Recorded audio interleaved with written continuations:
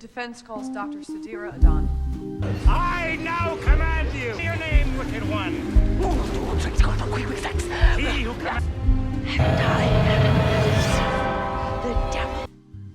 Halo semuanya, nama saya Mariana Zahro. Di sini saya dan teman-teman kelompok saya akan mereview film The Exorcism of Emily Rose dalam perspektif HI. Jadi film The Exorcism of Emily Rose ini bukan hanya sekadar film horor biasa ini teman-teman. Jadi kalau misalkan kita lihat dari kacamata HI, film ini itu lebih complicated dari sekadar film horor biasa. Film The Exorcism of Emily Rose ini dapat dikaitkan dengan paradigma positivis dan post-positivism.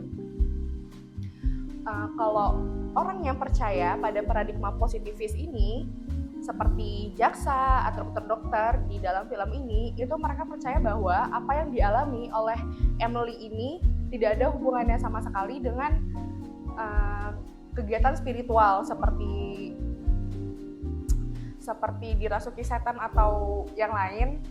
Melainkan mereka percaya bahwa apa yang dialami pada Emily ini 100% itu hubungannya dengan sains, seperti ada gangguan mental pada Emily, ada gangguan fisik juga pada Emily.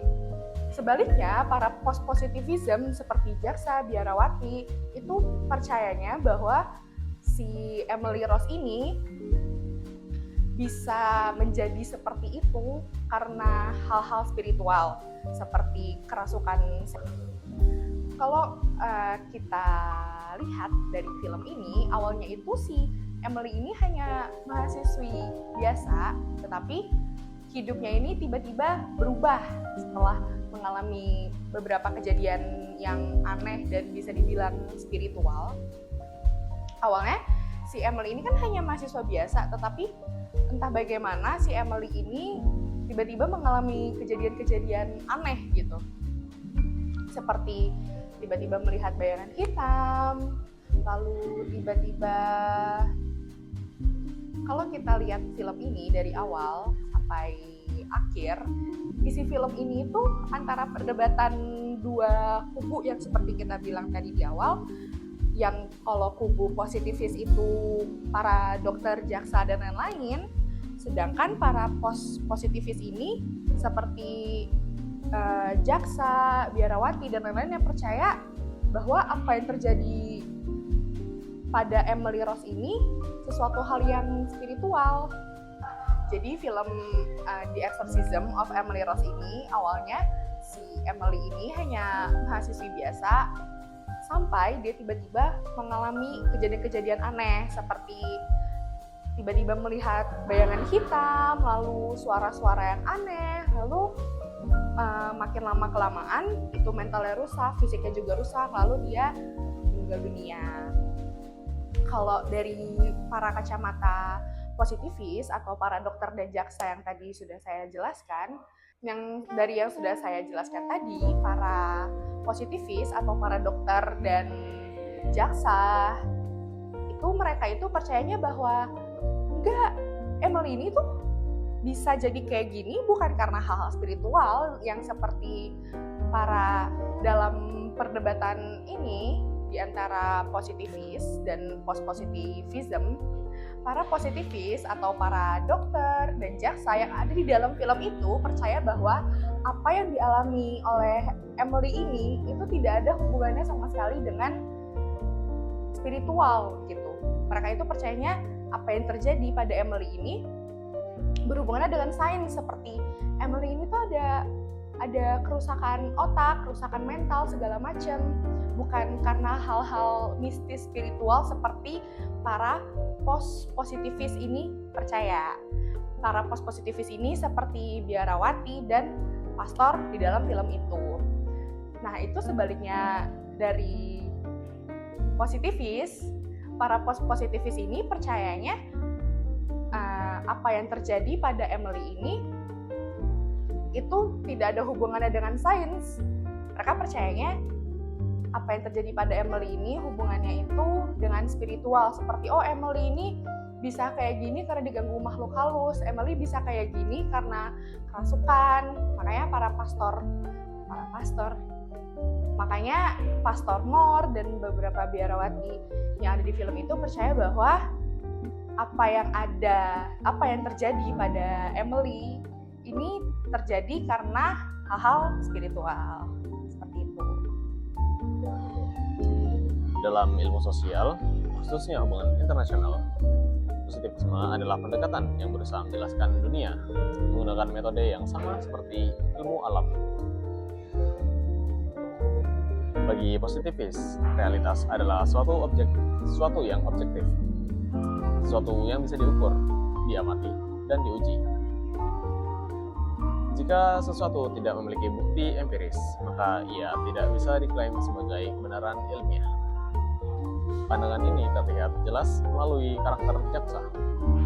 Mereka menampilkan hasil rekam medis, catatan diagnosis dokter, dan penjelasan ilmiah mengenai kondisi Emily. Menurut mereka, Emily mengalami gangguan neurologis seperti epilepsi temporal, psikologis, dan kondisi psikiatris yang dapat memunculkan halusinasi ekstrem. Someone who can't take the stand to testify and tell you what happened in her own words.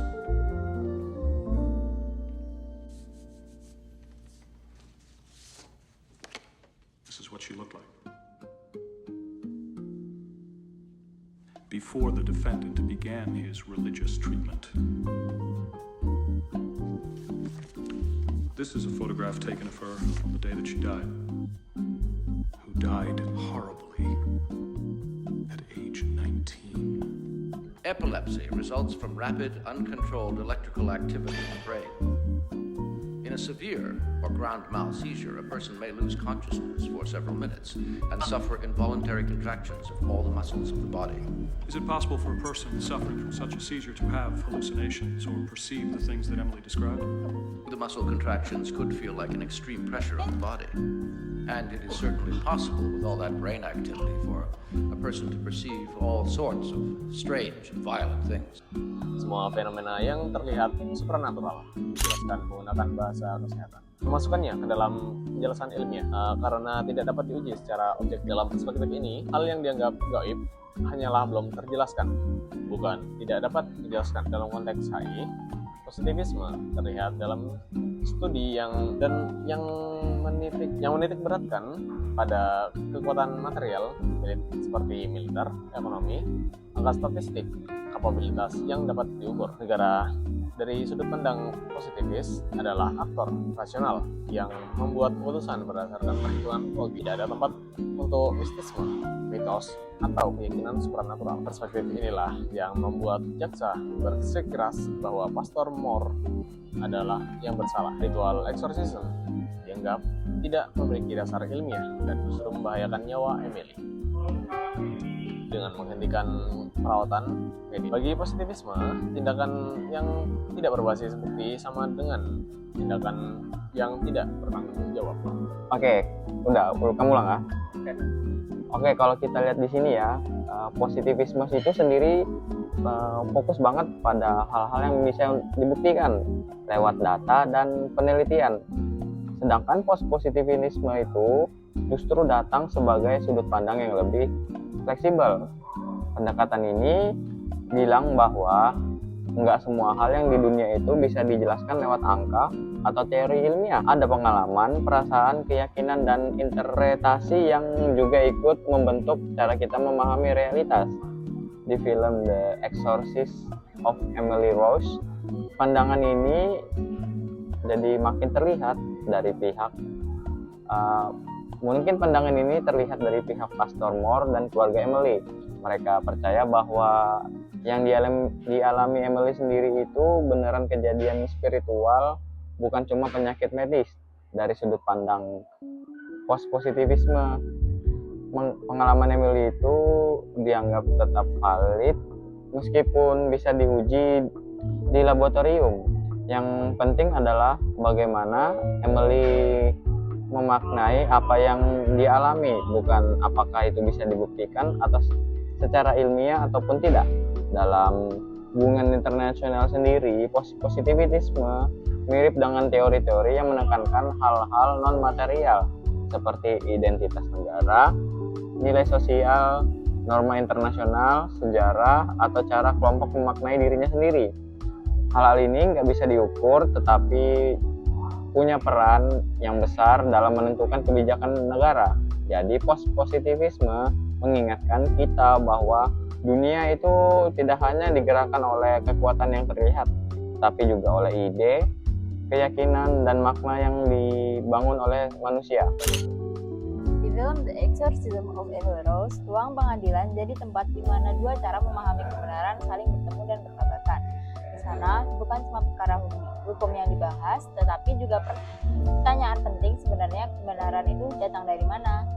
Setiap saksi dan bukti yang dihadirkan memperlihatkan dua sisi besar, yakni pertama ada sisi positivis, membawa dokter, hasil medis, penjelasan ilmiah, dan semuanya serba objektif. Yang kedua ada sisi post-positivis, membawa pengalaman Emily, rekaman kejadian, dan interpretasi spiritual. Dua perspektif ini sama-sama merasa punya dasar kuat. Jaksa yakin pengalaman Emily bisa dijelaskan secara medis, sementara Pastor Moore percaya bahwa pengalaman spiritual Emily itu nyata, meski tidak bisa diuji di laboratorium. Menariknya, film ini tidak memaksa penonton untuk memilih siapa yang benar.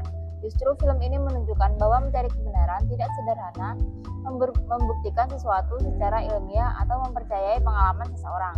Kadang, kebenaran itu berada di tengah-tengah, di titik di mana bukti dan makna saling berinteraksi. Ruang pengadilan itu akhirnya jadi simbol betapa rumitnya memahami realitas manusia. Ada yang bisa dibuktikan, ada yang bisa dirasakan, tapi keduanya tetap punya tempat dalam pembacaan sebuah peristiwa. Baiklah, kalau kita ke yang selanjutnya, kalau kita lihat dari film The Exorcism of Emily Rose, sebagai gambaran tentang bagaimana dia sebenarnya ada hubungan kuat antara dengan cara ilmu hubungan internasional memahami realitas. Film ini bisa dianalogikan dengan dua pendekatan besar dalam HI, yaitu positivisme dan post-post. Yang pertama, positivisme dalam HI mirip dengan cara dokter menilai kondisi Emily. Mereka fokus pada data medis, hasil pemeriksaan, dan bukti yang bisa diukur. Dalam HI, pendekatan ini juga melihat negara berdasarkan kekuatan material seperti militer, ekonomi, dan angka-angka yang jelas. Intinya semuanya harus intinya itu sendiri semua itu harus logis, terstruktur, dan bisa dijelaskan secara objektif. Yang kedua, positivisme muncul seperti perspektif Pastor Moore. Dia tidak hanya melihat apa yang tampak, tetapi juga mempertimbangkan makna pengalaman dan keyakinan Emily. Dalam hal itu sendiri, pendekatan itu dalam teori-teori yang menekankan hal-hal non-material seperti identitas bangsa, sejarah, budaya, terus norma internasional, atau cara negara melihat dirinya. Hal-hal ini memang tidak bisa dihitung, tapi berpengaruh sangat besar. Yang ketiga, kalau kita tarik ke dunia nyata, dua pendekatan ini sebenarnya saling melengkapi. Seperti Emily yang tidak bisa dijelaskan lewat sains atau hanya lewat spiritualitas, peristiwa global juga tidak bisa dipahami dengan angka atau hanya dengan makna. Kita butuh keduanya untuk melihat gambaran. Yang terakhir pada bagian ini yaitu inti dari film The Exorcism of Emily Rose. Sebenarnya menunjukkan bahwa kebenaran itu nggak sesederhana iya atau tidak. Film ini memperlihatkan bahwa ada dua jenis kebenaran yang sama-sama kebenaran yang bisa dibuktikan secara ilmiah dan kebenaran yang muncul dari pengalaman serta keyakinan seseorang. Dari satu kita bisa melihat kebenaran versi medis yang penuh data dan penjelasan ilmiah, tetapi ada kebenaran versi Emily sendiri, yaitu pengalaman spiritual yang dirasakan langsung dan memberikan makna besar dalam film ini, mengingatkan bahwa keduanya tidak harus saling meniadakan. Dua jenis kebenaran itu bisa hidup berdampingan meski berasal dari pandangan yang berbeda. Kalau dikaitkan dengan hubungan internasional, pesan ini juga relevan. Dunia tidak hanya bergerak karena angka-angka seperti kekuatan militer atau ekonomi. Banyak keputusan negara yang dipengaruhi oleh faktor yang nggak bisa diukur, yaitu identitas bangsa, trauma sejarah, nilai budaya, dan cara negara melihat diri. Jadi memahami dunia global juga butuh perpaduan antara fakta yang bisa diukur dan hal-hal non material yang punya pengaruh besar. Pada akhirnya film ini menunjukkan bahwa realitas manusia itu kompleks tuh, benar-benar memahami sesuatu, baik itu pengalaman Emily maupun dinamika dunia, perlu melihat dari banyak sisi, bukan satu.